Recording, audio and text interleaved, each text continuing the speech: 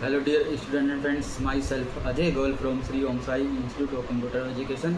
आज मैं आपको एक्सेल के बारे में बताऊंगा कि आपको एक्सेल किस हिसाब से सीखना है और उसको किस हिसाब से ऑपरेट करना है। फर्स्ट ऑफ ऑल एक्सेल सीखने से पहले आपको बेसिक फॉर्मूलों का ज्ञान होना बहुत ज़रूरी है और फाइल मेन्यू में किस हिसाब से आपको फाइल को सेव करना है उसका ज्ञान होना बहुत ज़रूरी है। फाइल को एडिट कैसे करना है उसका ज्ञान होना बहुत ज़रूरी है।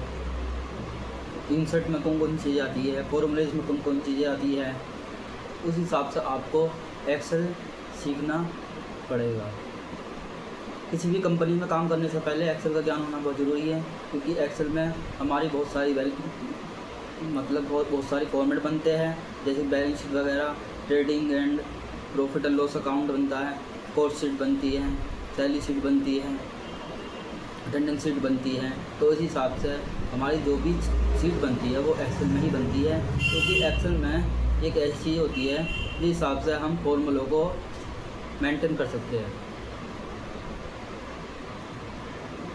और किसी भी कंपनी में काम करने से पहले उसमें सैलरी शीट भी बनती है, इसलिए सैलरी शीट का ज्ञान होना बहुत ज़रूरी है आपको कि बेसिक सैलरी क्या है, HRA कितना कटा है। तो उस हिसाब से इन सबको लेस करके आप अपनी सैलरी शीट बना सकते हो। इसलिए एक्सेल में इतनी सीटें बनती हैं जो आपको ज्ञान होना बहुत ज़रूरी है। PDF शीट भी बनती है इसमें, और बैलेंस शीट का ज्ञान तो बहुत ही ज़रूरी है इसमें। एक्सेल में जो बैलेंस शीट बनती है उसमें फॉर्मूले के द्वारा बनती है, उसमें फॉर्मूले लगाए जाते हैं। तो उसी हिसाब से आप अपने डाटा को फीड कर सकते हो। जितनी भी डाटा एंट्री होती है वो एक्सेल में होती है।